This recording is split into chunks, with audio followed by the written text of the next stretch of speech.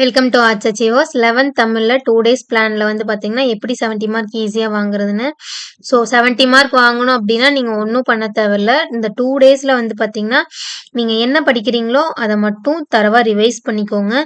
ஒரு டைம் படிக்கிறத ஒரு 4 டைம்ஸ் படிச்சு ரிவைஸ் பண்ணிக்கோங்க. மெயினா படிக்கிறதுக்கு என்ன கொடுக்கணும்னு பாத்தீங்கன்னா மனனம் தட் மீன்ஸ் மனப்பாட பாடல் இருக்கு இல்லையா? அது நல்லா படிச்சுக்கோங்க. 1 மார்க் வந்து புக் பேக் தான் கேட்பாங்க. ஸோ புக் பேக் நீங்க நல்லா தரவா படிச்சுக்கோங்க.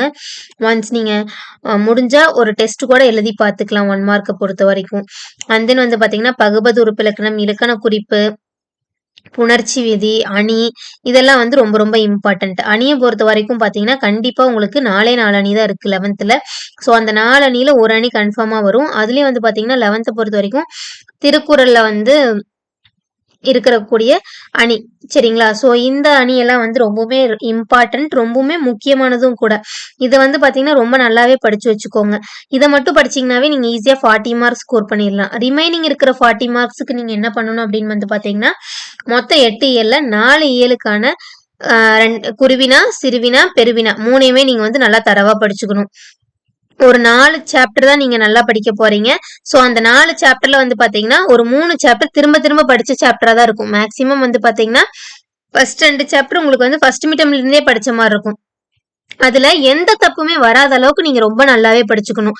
தப்பு மட்டும் வராத அளவுக்கு படிச்சுக்கிட்டீங்கன்னாவே போதும். ஈஸியா தமிழை பொறுத்த வரைக்கும் ஸ்பெல்லிங் மிஸ்டேக் இல்லைனாவே உங்களுக்கு ஆட்டோமேட்டிக்கா ஸ்கோர் ஆயிரும். அண்ட் தென் வந்து பாத்தீங்கன்னா பிழைகளை நீக்கி எழுதுக, பேச்சு வழக்கில் இருக்கிறது எழுத்து வழக்குல மாத்தி எழுதணும். இந்த மாதிரி இருக்கிறதெல்லாம் வந்து பாத்தீங்கன்னா நார்மலா இருக்கக்கூடியது. அடுத்து வந்து பாத்தீங்கன்னா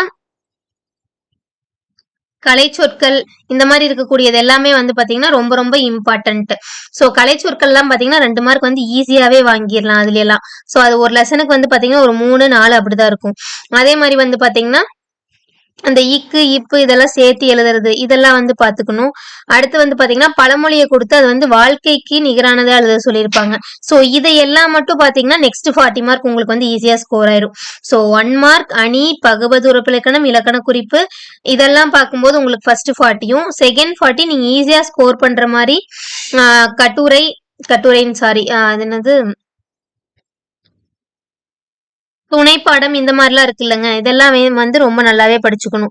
ஸோ துணைப்பாடம் அண்ட் தென் வந்து பாத்தீங்கன்னா குருவினா, சிறுவினா, பெருவினா எல்லாமே வந்து பாத்தீங்கன்னா மேக்சிமம் ஃபர்ஸ்ட் 4 லெசன்லயே உங்களுக்கு அட்டன் பண்ற அளவுக்கு வந்துடும். ஸோ அதை நல்லா தரவா படிச்சுக்கோங்க. ஸோ படிக்கிறத மற்றவங்களோட தயவு செஞ்சு கம்பேர் பண்ண வேண்டாம். ஸோ அவங்க அவ்வளோ படிச்சுட்டாங்க, நம்ம இவ்வளோதான் படிச்சிருக்கோம் அப்படிங்கிறது கிடையாது. 3 மணி நேரத்துல நீங்க படிக்கிறத எப்படி ப்ரெசென்ட் பண்றங்கிறத உங்களுக்கான மார்க். இவ்வளோ படிச்சிருக்கோம் அவ்வளோ படிச்சிருக்கிறோங்கிறதுக்கு மார்க்கே கிடையாது. ஸோ மற்றவங்களோட கம்பேர் பண்ணாதீங்க. நீங்க படிச்சத திரும்ப ரிவைஸ் பண்ணிட்டு போங்க. ஸோ ஆல்ரெடி படிச்சிட்டோம் அப்படிங்கிற மாதிரி அசால்ட்டா இருந்துடாதீங்க. ஸோ ஒன்ஸ் நீங்க ரிவைஸ் பண்ணினா மட்டும்தான் உங்களுக்கு அங்க போய் எழுதுறதுக்கு ஞாபகத்துக்கு வரும்.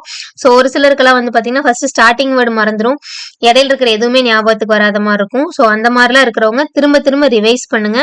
ஸோ இன்னைக்கு ஈவினிங்ல இருந்து இப்போ வந்து நீங்க வந்து பாத்தீங்கன்னா படிச்சு முடிச்சிருப்பீங்க, ஓரளவுக்கே கிட்டத்தட்ட படிச்சிருப்பீங்க. ஸோ நாளைக்கு ஃபுல்லா நீங்க புதுசா எதுவும் படிக்க வேண்டாம்.